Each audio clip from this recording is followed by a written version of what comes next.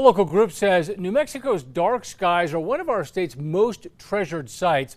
That's why it is urging state leaders to do more to protect them from light pollution.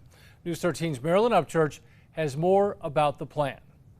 What we have here is special and should not be taken for granted. Peter Lipscomb with Dark Sky New Mexico is talking about the ability New Mexicans have to see stars in our night skies. It's like this great resource we have and just something we should protect. But the group says light pollution is getting in the way. Now they want to strengthen the Night Sky Protection Act created in 1999, hoping to get a bill introduced in the upcoming legislative session. Basically, what we're asking for is that moving forward, that all new lighting be what we call shielded.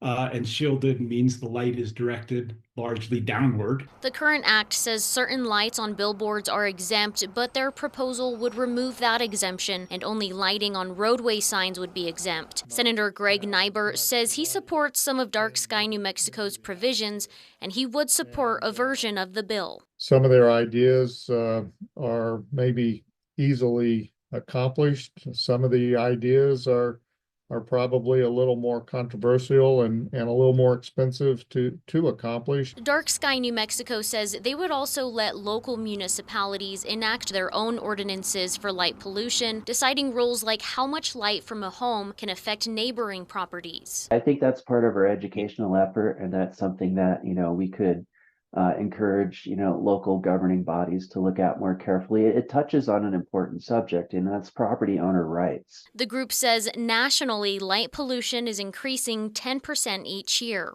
We still have some places that do have a more natural dark night sky, but they are shrinking. They say artificial light has negative impacts on wildlife. We are seeing alterations in feeding, migratory, and reproductive behaviors for wildlife. There are currently 9 dark sky places in New Mexico designated by the group, including the Valles Caldera National Preserve and the Chaco Canyon National Historic Park. Many people in New Mexico have gone outside either where they live or not too far away from where they live, and they can look up and they can see the Milky Way. And what we don't realize is that's actually not common for a large fraction of the population of the United States. Marilyn Upchurch, KRQE, News 13.